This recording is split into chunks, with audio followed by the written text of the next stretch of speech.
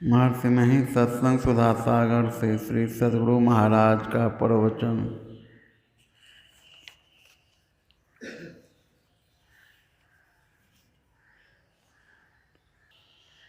प्यारे लोगों, आप लोगों को पहले से मालूम है कि इस सत्संग से ईश्वर भक्ति का प्रचार होता है।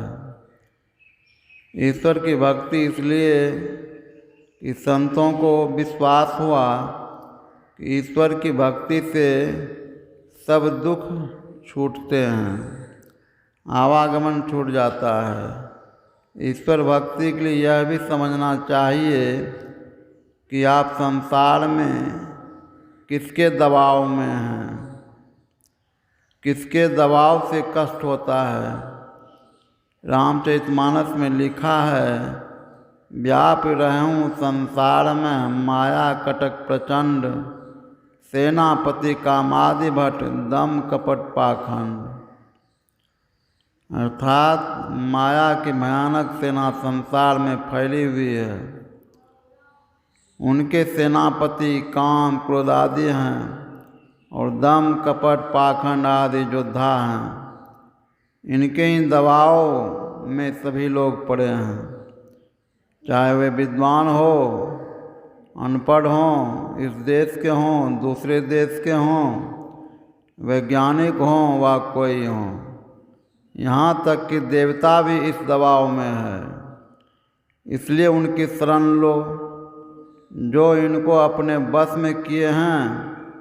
जैसे नट के आदेशानुकूल नटी नाचती है, वैसे ईश्वर के इशारे पर माया नाचती है।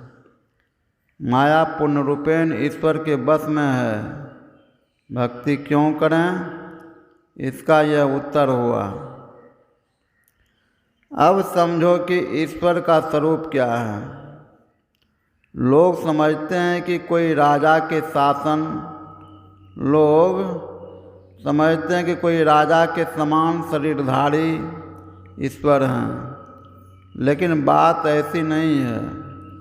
जो आप इंद्रियों के ज्ञान में जानते हैं वह ईश्वर नहीं है। ईश्वर वह तत्व है जो तत्व स्वयं आप हैं। रामचरितमानस में यह लिखा हुआ है कि ईश्वर अंश जीव अविनाशी, चेतन अमल सहज सुख राशि। वह परमात्मा अनादि अनंत असीम है, सबसे पूर्व का वह है। ईश्वर किसी के पीछे हुआ, ऐसी बात नहीं। सब कुछ का नाश होगा, ईश्वर का नाश नहीं होगा। क्योंकि अनादि अनंत असीम का नाश कैसे होगा? वह सबसे सूक्ष्म है, इसलिए उसको बेजाहिर और व्यक्त कहा गया है। जो इंद्रिय ज्ञान में नहीं आता है वह ईश्वर है।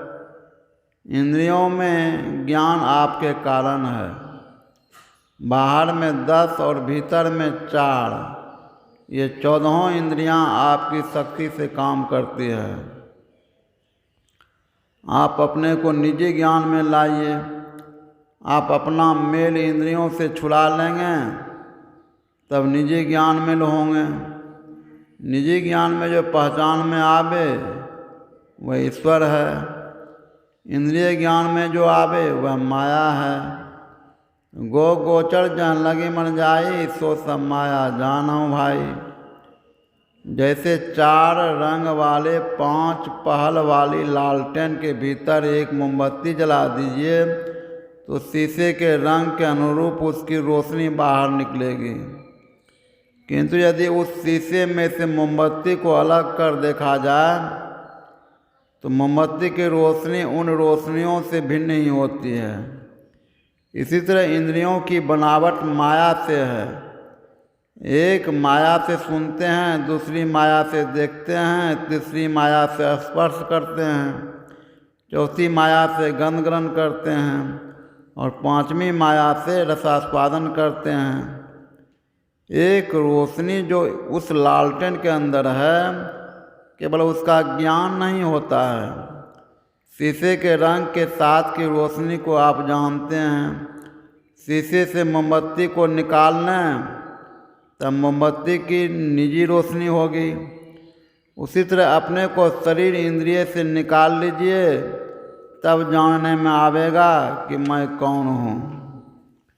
ईश्वर से मिलने का जो रास्ता है वह ईश्वर का पंथ है। कबीर साहब ने कहा है, भक्ति का मार्ग झीना रे, नहीं अचाह नहीं चाहना, चरणन लौलीना रे। साधुन के सत्संग में रहे निस्दिन भीना रे, शब्द में सुर्त ऐसे बसे जैसे जल मीना रे। मान मणि को यों तजे जस तेली पीना रे। दया क्षमा संतोष गई रहे अति आधीना रे। परमार्थ में देत सिर किछु विलम्ब न किनारे। कहे कबीर मत भक्ति का प्रगट कह दीना रे। बाबा नानक ने कहा, भक्ता की चाल निराली, चाल निराली भक्ता केरी बिखम मार्ग चलना। लबू लोभ अहंकार उतजी तृष्णा बहुतु नहीं बोलना।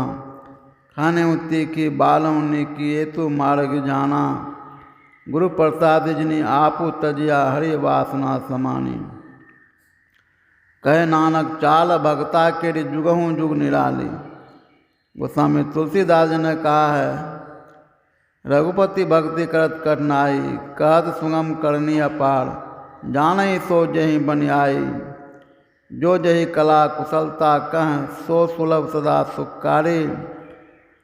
सफरी सन्मुख जल प्रवाह, सुरसरी बहीं गज भारी। ज्यों सक्कड़ा मिलई सिकता में, बलते नहीं बिलगावे। अति रसग सूक्ष्म पिपीलिका, बिनु प्रयास ही पावे। सकल दृश्य निज उदर मेली, सोवई निद्रा तजी जोगी। सोई हरिपद अनुभवी परम सुख, अतिशय द्वैत वियोगी। शोक मोह भयरस दिवस निशि, देश काल तय नाही। तुलसीदास ही दशाहीन, संशय निर्मूल न जाए। ईश्वर की भक्ति किधर जाकर करनी चाहिए? बाहर यत्न करेगा तो इंद्रिय ज्ञान में रहेगा। इंद्रिय ज्ञान में रहने से माया के लोकों से नहीं छूटेगा। इसलिए इंद्रिय ज्ञान से ऊपर होना आवश्यक है। इसलिए गोस्वामी तुलसीदास जी ने योग का संकेत किया है। अपने को फैलाव से सिमटाव में लाओ, इस स्थूल को छोड़कर सूक्ष्मता की ओर ले जाओ। आपके अंदर सूक्ष्म रूप से जो चेतनहार प्रभावित होती है उसको पकड़िए। यह भौतिक विज्ञान की खोज से नहीं होगा, अध्यात्म विद्या में इसको खोजिए। इसका बहुत यत्न लोग बताते हैं, लेकिन थोड़ी सी दूर जाने पर विविध उपाय छूटकर एक हो जाता है। मन आवे मन जाए, मन ही बटोरो रे। मन बुड़वे मन तारे, मन ही निहोरो रे। मन को बहुत समेटना होगा, इसलिए आसानी से समेटने के लिए कुछ जप करने कहा। फिर ध्यान में स्थूल और सूक्ष्म में मन से कुछ बनाना नहीं होता। सूक्ष्म में सगुण और निर्गुण दोनों है। सगुण में वर्णात्मक और श्रवणात्मक शब्द है, लेकिन जो वर्णात्मक व श्रवणात्मक नहीं है वह ध्यान करते करते मालूम होता है। वह भी ईश्वर का नाम है। इसलिए अच्छी तरह ध्यान करना चाहिए। अपने मन से कुछ करने से नहीं होगा, गुरु से जानकर करो। गुरु का विश्वास शिष्य को और शिष्य का विश्वास गुरु को होना चाहिए, और दोनों का संग ऐसा कि कभी छूटे नहीं। संसार में आचरण कैसा होना चाहिए? निरत निरंतर सज्जन धर्मा, झूठ चोरी नशा हिंसा बेविचार का करने वाला सज्जन नहीं। इनसे जो छूटे रहते हैं वे सज्जन कहलाते हैं। उनका संग करो। पढ़े अनपढ़े, धनी निर्धन, ऊंचे कुल नीचे कुल आदि की इनमें कोई बात नहीं। जो अच्छी चाल चलन में रहते हैं, ध्यान करते हैं, वे अच्छे हैं।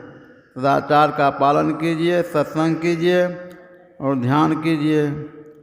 भगवान श्री कृष्ण ने कहा कि योग के आरंभ का नाश नहीं होता, इसका स्वल्प अभ्यास ही महाभय से बचाता है, इसका उल्टा परिणाम नहीं होता। जब से भक्ति बीज पड़ गया तब से इसका आरंभ हुआ। भक्ति बीज का उल्टा परिणाम यह होगा कि विविध योनियों में जाना सो नहीं होगा। किसी भी प्रकार के मनुष्य से कोई कहे कि आप जलचर हो जाइए, पशु हो जाइए, नवचर हो जाइए, तो वह अच्छा नहीं मानेगा। जो ईश्वर भजन करेगा वह मनुष्य शरीर का लाभ किसी दूसरी योनि में नहीं जाएगा। अर्जुन ने पूछा, हे श्री कृष्ण, श्रद्धा तो हो परंतु पूरा प्रयत्न अथवा संयम न होने के कारण जिसका मन योग से विचलावे वह योग सिद्धि न पाकर किस गति को जा पहुँचता है। वह दोनों ओर से भ्रष्ट हो जाने पर छिन्न भिन्न बादल के समान बीच ही में विनष्ट तो नहीं हो जाता। भगवान ने कहा, हे पार्थ, क्या इस लोक में क्या परलोक में ऐसे पुरुष का कभी विनाश नहीं होता?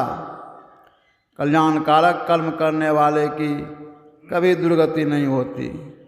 पुण्यकर्ता पुरुषों को मिलने वाले स्वर्गादि लोगों को पाकर वहाँ बहुत वर्षों तक निवास करके फिर वह योग भ्रष्ट पवित्र श्रीमान लोगों के घर में जन्म लेता है अथवा योगियों के ही कुल में जन्म पाता है। अपने पूर्व जन्म के अभ्यास से वह इच्छा न रहते हुए भी पूर्ण सिद्धि की ओर खींचा जाता है और उद्योग करते करते अनेक जन्मों के अनंतर सिद्धि पाकर परम शांति पा लेता है। जो थोड़ा थोड़ा भी भजन करता है वह कभी मनुष्य शरीर से नहीं गिरेगा। उसका संस्कार दिन दिन बढ़ेगा। दिन दिन बढ़त सवाई, राम धन कबहू न लागत काई। भक्ति बीज पलटे नहीं, आय पड़े जो चोल। कंचन जो बिष्ठा पड़े, घटे न ताको मोल। भक्ति बीज बिन से नहीं, जो जुग जाय अनंत। ऊंच नीच गल जन्म ले तो संत को संत। स्वपच, नाभा, रविदास, इन लोगों को लोग जानते हैं, लेकिन ये लोग कितने बड़े हुए। नाभाजी को गरीबी के कारण उनके माता पिता ने फेंक दिया था। महात्मा श्री अग्रहरिदास जी ने उनको पाला पोसा। किसी अधिक निकृष्ट कर्म में फंस जाने के कारण वे योग भ्रष्ट हुए। योग भ्रष्ट होने ही के कारण नीच कुल में जन्म लिए, नहीं तो सूरदास तुलसीदास जी की तरह ऊंचे कुल में ही जन्म लेते। किसी भी कुल में जन्म हो बड़ा भाग्य है। जो पूर्व अर्जित योग का संस्कार मिले हैं और बड़े भाग मानुष सन पावा, यह तो है ही। प्रत्येक दिन भजन करो, नीचे गिरने की ओर मत जाओ। यदि नीचे गिरने की ओर मन जाए तो उससे बचो। थोड़ा थोड़ा साधन भजन नित्य करो, होते होते पूर्ण होगा। यह भक्ति ऐसी नहीं कि घर बार छोड़ो, नदी तीर जाओ या पहाड़ की गुफा में जाओ, बाल बच्चे के साथ रहो, ईश्वर भजन करो, पूर्ण होगे। इसका नमूना संतों ने दिया। यह ईश्वर भक्ति का थोड़ा सा संदेश आप लोगों को दिया। विस्तार बहुत है। बोलिए प्रेम से श्री सद्गुरु महाराज। यह 1967 ईस्वी को सत्संग में हुआ था।